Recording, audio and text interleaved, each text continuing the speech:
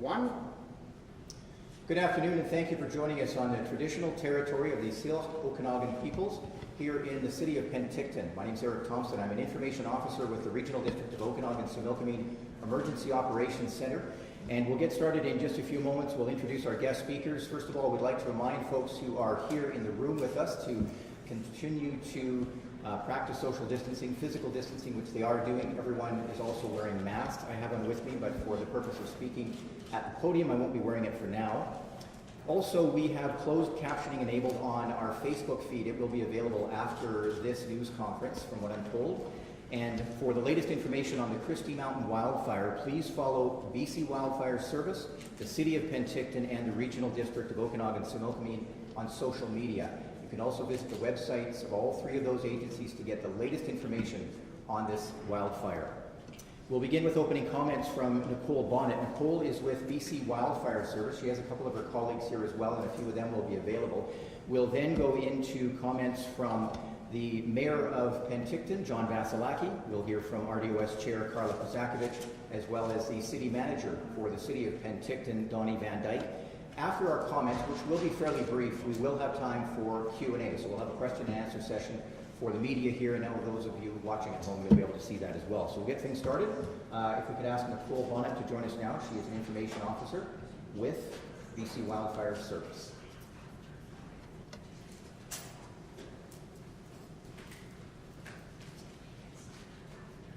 Good afternoon.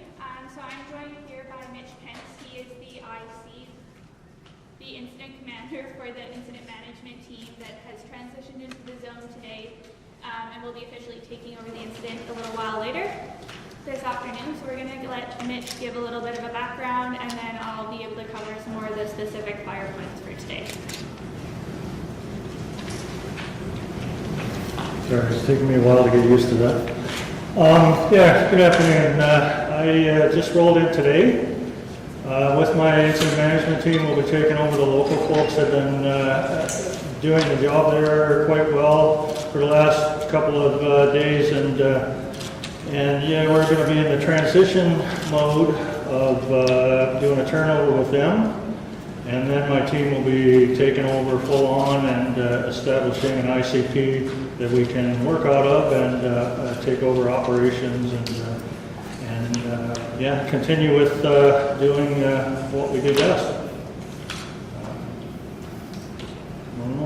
Anything else? So just on that note, we'll say we did update the fire size to 2,000 hectares a little bit earlier today.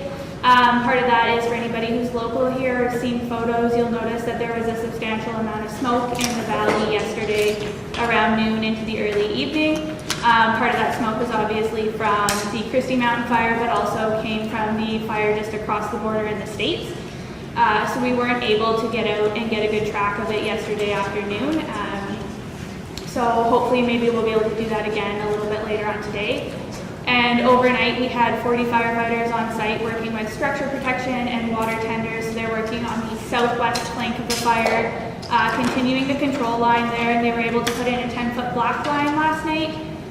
So things were looking fairly good. Quiet fire activity, so just a small sort of smoldering ground fire, rank 1, rank 2, in and around the values. The more active portion of the fire was further south above the Squapaw Bluff area, which is good because that's away from the community. And then today there was 80 firefighters out there this morning with a 5th unit crew that arrived a little bit later on this morning, for a total of 100 firefighters out there, along with structure protections, fire department, and the water tenders again to support them on the ground.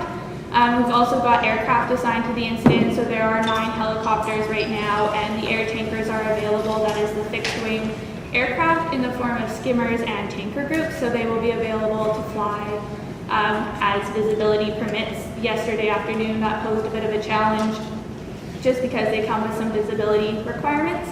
So they did spend some time working in the evening on different portions of the fire where visibility was better, which a little bit further outside of town.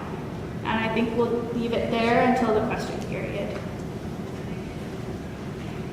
All right, thank you very much. That's Nicole Bonnet. She's an information officer with BC Wildfire Service, and her colleague as well. We are now going to invite John Vasilaki to the podium. John is the mayor of the city of Penticton, where we are right now.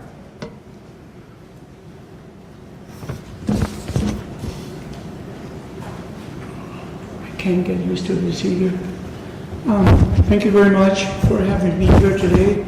I hope that maybe I didn't embarrass you too much yesterday by making a comment that you weren't distancing.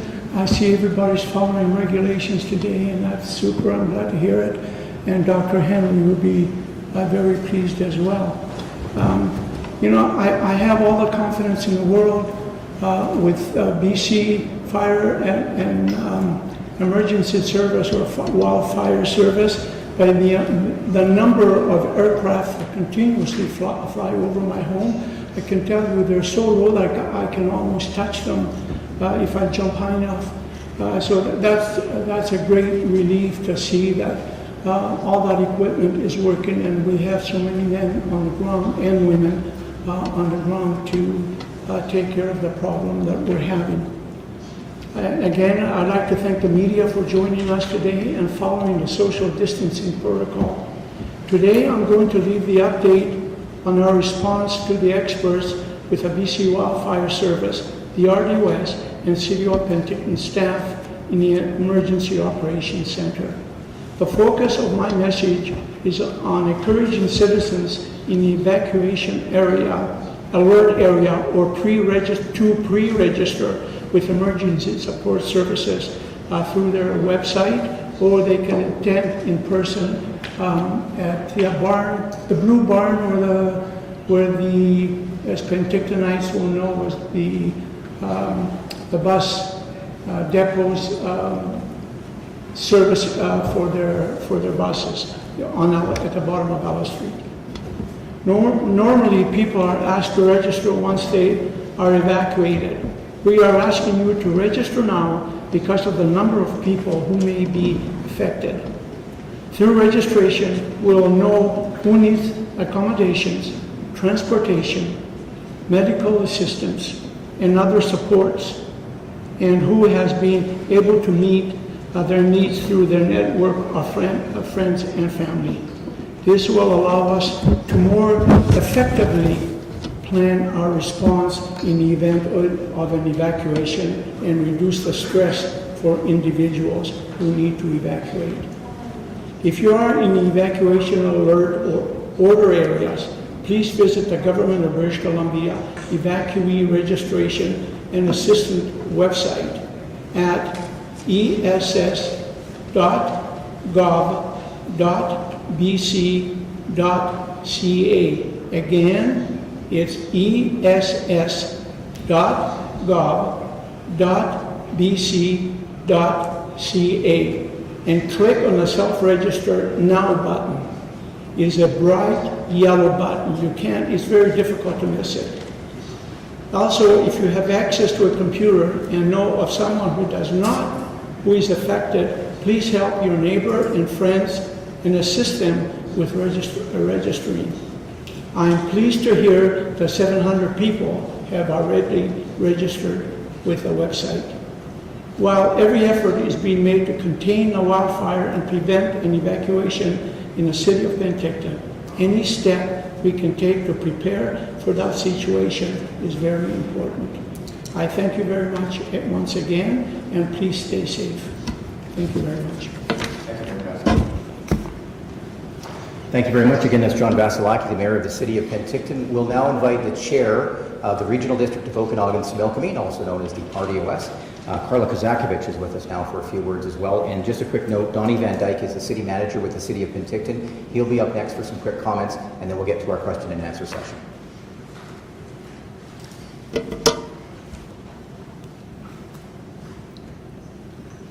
Great, thank you very much, Eric. Good afternoon, everyone, and I sincerely appreciate all of you joining us today. I'd like to confirm that the evacuation order that was issued by the RDOS for 319 properties in the Heritage Hills area of Electoral Area D is still in place, as well as the evacuation alerts issued by both the RDOS and the City of Penticton for approximately 3,700 homes. Yesterday, we did announce the loss of a home due to the Christie Mountain wildfire. This is extremely sad news and obviously devastating to the property owners as well as to the residents of the Heritage Hills community. The RDOS will coordinate a rapid damage assessment and work with the family to assist them during this difficult time. The rapid damage assessment will assist the homeowners with their insurance process. On behalf of the RDOS Board of Directors, I would like to thank the BC Wildfire Service and all first responders for their hard work and dedication, including the fire departments, both our local departments and the ones out of area providing mutual aid throughout the valley. Also our RCMP, search and rescue, paramedics, and the countless volunteers that are working with emergency support services, the Canadian Red Cross, and others to provide assistance to the evacuees. And thank you to the media and the public who continue to help us with our messaging. And I'd like to remind everyone who are in the evacuation alert area, now is the time to activate your household emergency response plan. And if you don't have a plan, now is the time to get prepared. And if you need some assistance with that, you can contact the RDOS. We have information on preparing this kit through our website at rdos.bc.ca. Thank you very much.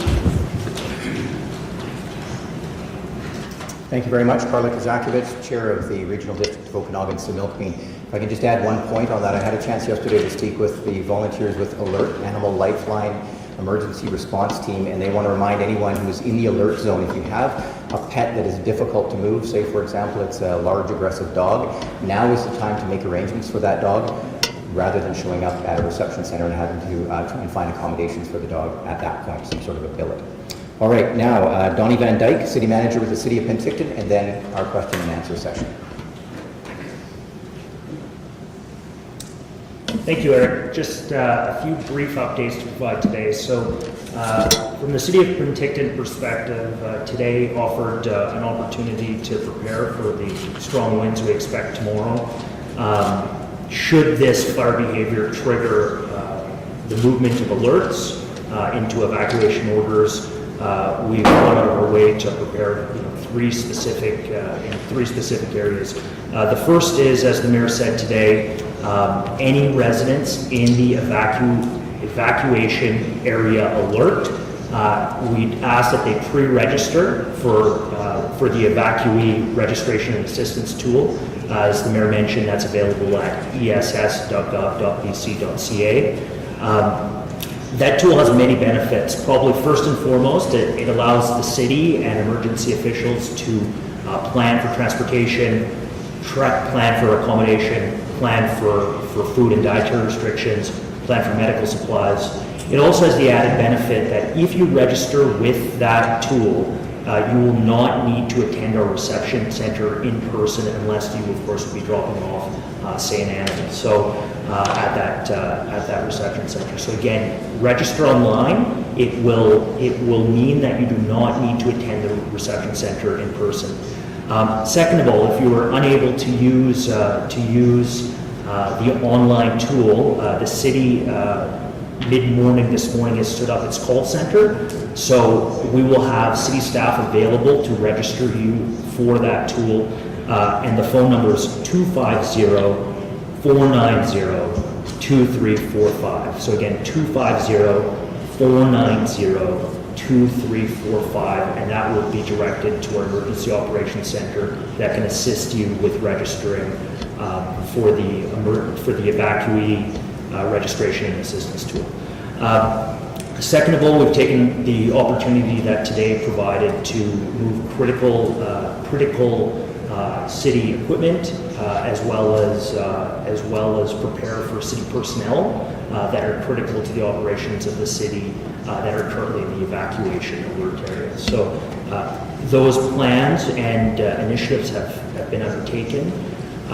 This is, as well as been coordinated with significant planning for both evacuation transportation, as well as evacuation accommodation, as well as accommodation and resources for the provincial resourcing and fire crews we may need to host should fire behavior warrant. So we are standing up multiple sites currently and preparing for additional sites.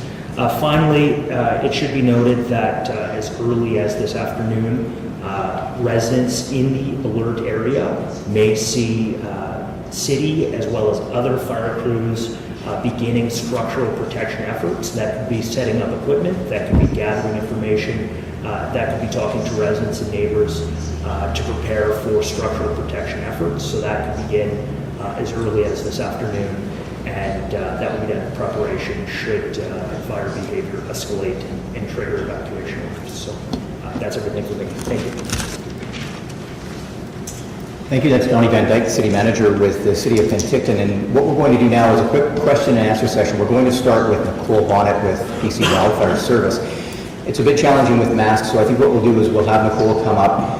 She'll probably stay at the podium for a while because I think a lot of the questions will be for Nicole. She may bring one of her colleagues in.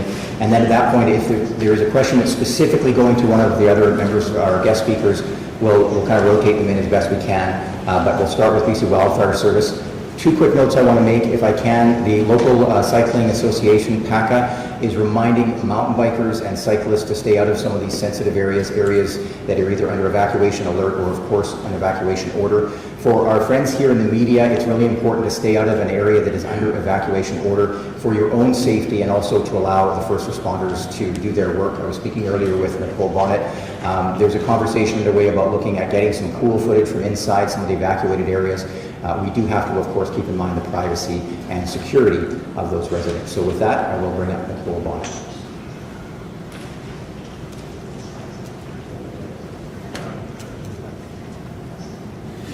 Can you tell me some of the difficulties with the ground crews battling the fire, where it is located right now, and basically how much air operations are happening today? Yeah, so where the fire started was in a little bit of a gully, and it was the perfect mixture of topography and weather coming into play, which caused the fire to take off quite quickly and basically wick its way up the gully. So it is burning in some fairly nasty terrain. It's pretty rocky, pretty steep. I believe the area is fairly well known for rock climbing, which kind of gives everybody a decent idea of how steep it is out there. And so at the beginning, that posed a bit of a challenge, finding safe access points on the ground to get crews and heavy equipment in so that they could be working from a safe place on the ground. So with some of that increase in fire size, well, that increase does seem a little bit scary. Sometimes it means that the fire is expanded out to areas where there might be additional safe work locations for crews on the ground. And then from the aircraft perspective, we do have 9 helicopters on site today. Additional helicopters will be available if needed. And with the air tanker base here in Penticton being as close as it is to the incident itself, the aircraft at the base there will be available should we need. I kind of mentioned earlier, they are a little bit limited to what the visibility is. So if you see them flying in the air but you don't see them dropping, it could just be that they're working a different section of the fire that's back and not quite as visible from town. But they'll also be conducting recce's and things throughout the day to kind of give a good overview of what's going on up from the air. And how are homes doing? Are there any structures that are affected or of concern right now? So overnight last night on the southwest flank where all the crews and structure protection were working, they put in that 10-foot black line there, and they were seeing fairly minimal fire activity. That's the rank 1, rank 2, so kind of smoldering, quiet ground fire. Where the activity was last night was away from the homes and community, so that's a positive thing. It's been quieter. But since we're moving into the hottest, driest part of the day here, sort of in that mid-afternoon, we do expect to see fire activity pick up. That is the norm, and we're aware of that happening. So we do have the resources that we feel we need out on site right now, but there are additional resources available throughout the province that we can bring out should we need them. What's a black line or a flat line? Black or flat? Black, BLAC. What does that mean? So in some cases, when we're putting in a control line or guard, we either use fire as a tool to remove unburnt fuel, and what that does is because the fire is backing slowly down the hill, it allows us to create or bolster a control line so that when the fire reaches it, it's going to do what we want it to do. It's coming to us on our terms instead of it making it there on its own. So it's a 10-foot fire guard. What do you mean? Fire guard? People call it a fire guard. Is it the same thing as a fire guard? Control line, fire guard? Control line, black line, fire guard, yeah. Okay. Same. Okay. Can you, maybe this is a better question for Mitch, but can you talk about the wind forecast and what you're expecting and how that's going to affect how you go about this? Yeah, a little bit. We are expecting there to be some stronger forecasted winds out of the south, which likely means that it will push the fire, if those winds do come to fruition, back towards town. And I think from a larger operational perspective, Mitch might be a better person to give you a little bit of a better answer. But as a result of that anticipated forecast, it's why we're looking at some of the more structure protection in some of those evacuation alert areas right now. You say closer to town, you mean to Penticton or Heritage Hills? If it's coming out of the south, it would be pushing the fire north, so a little bit closer back towards town. Penticton. Well, it depends on where the fire has burnt. So if there's areas where the fire is completely burnt out of fuel, the fire won't be able to move that way. So it'll be fine, kind of fuel finding its way to where there's pockets of unburned fuel. So likely that would mean more north than towards Squaw Lake. So how far could I think 70 km/h gust sounds pretty strong. How far and how fast could a fire spread in those conditions? I might defer that one to. Well, I mean, I can't give you an exact answer, but we have fire modeling in place that we can run the fuels and the winds and all the factors that affect the movement of the fire, and come up with a pretty good idea based on all those numbers, where it's going to go and how fast it's going to travel. And again, that's just a computer model, but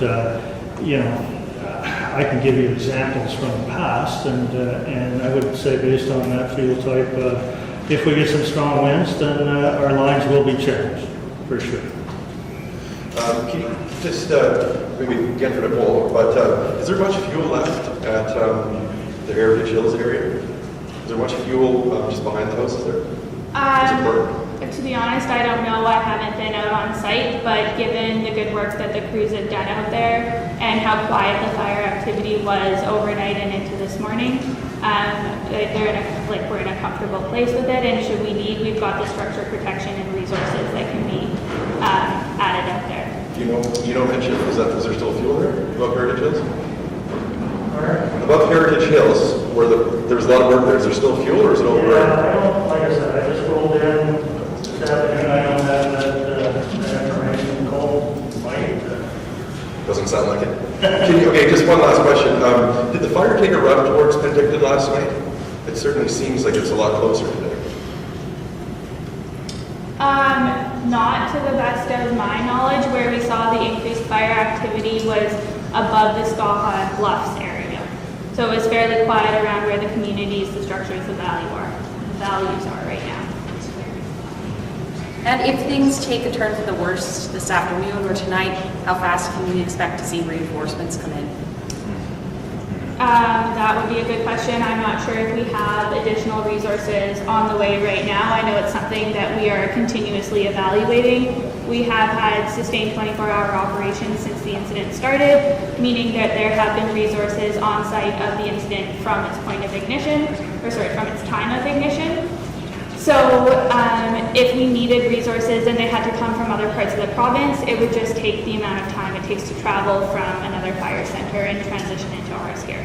So is right now BC Wildfire confident with the amount of resources they have? For the activity on the fire at this point in time, yes, like Mitch said, we do have some modeling, and so we look at what the anticipated weather is going to do, sort of the more long-term forecast, and try to plan accordingly. Obviously, we know it's pretty difficult to 100% guarantee that a weather forecast is going to come to fruition, or if it's going to do something completely different than what was anticipated. So we have the ability to respond accordingly. It just means that sometimes there's a little bit of travel time involved with the adjustment. I've got a question for Mayor Vasilaki. Just want to quickly mention that Mitch Pence is M-I-T-C-H, and it's Pence, P-E-N-C-E. Mitch is with BC Wildfire Service. And we're going to probably wrap up our question and answer with BC Wildfire in just a moment. If you do have any more questions for the mayor, now's a good time, and then we'll bring our chair up, and then the guests will be available for one-on-ones afterwards as well, the elected officials and BC Wildfire Service, and myself from the RDOS as well. Mayor, yesterday was quite a sunny day, and there's a lot of traffic on the Scott Lake that I could tell. A lot of paddleboarders, jet skiers. What would you say to some visitors and residents in terms of being on the lake right now? It wouldn't be a very good idea. I think we put enough messages out to the public to make sure that they stay out of the way, especially if they can stay off the lake under any circumstances. Just stay off the lake as the choppers come down and the bombers, they need all the space they can have so that there will be no accidents and will make the situation even worse than it is at the present time. So they're all aware out there that we prefer that they do not go on the lake.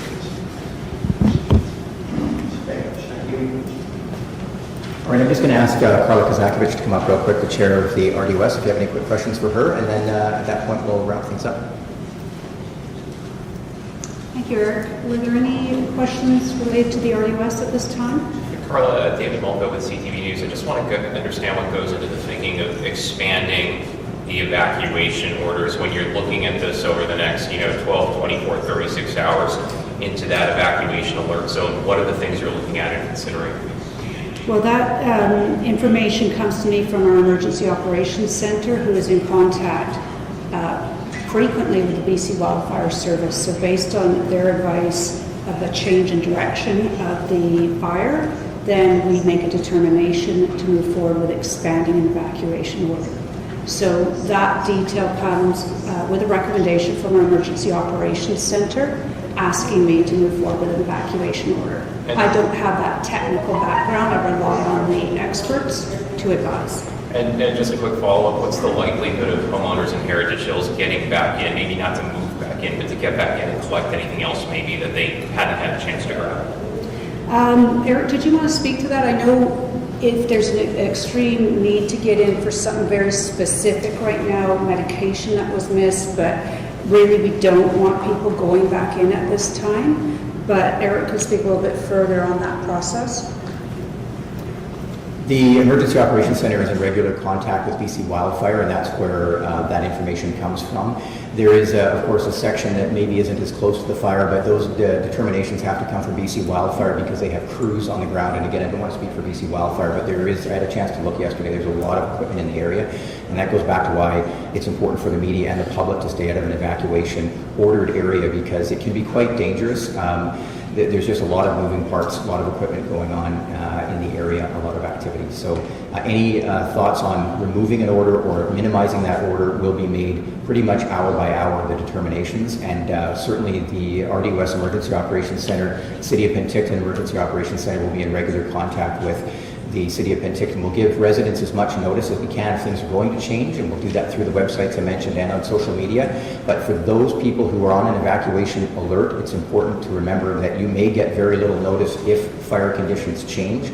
Again, the information will come from BC Wildfire. It could be a tactical evacuation if things were going in a different direction than we hope they do. So be prepared for that. We're hoping that doesn't happen, but it's always good to be prepared. So I hope that answers your question. And with that, unless there are any other questions, I think we will wrap things up. I know you all have to get back to work. Go ahead. Last question. Are you anticipating the evacuation notice to become an order? No, we're not at this point. I'm not. And again, that's really difficult to determine. The evacuation alert right now, there's one in the RDOS, a very large one in the City of Penticton. We're talking about 3,700 properties. Any determination on whether that changes or not will be made public as soon as possible. We're hoping that doesn't happen, but again, it's very difficult to predict the weather, very difficult to predict these fire conditions, so people do have to stay vigilant. And I would like to take just a moment while we wrap it up to say thank you so much to the media. I know it can be a very difficult challenge to get all the information in time and get it out accurately, and I think you've all been doing a really good job, and we certainly appreciate that because it makes our job that much more successful in communicating with the public. So thank you so much, really appreciate it.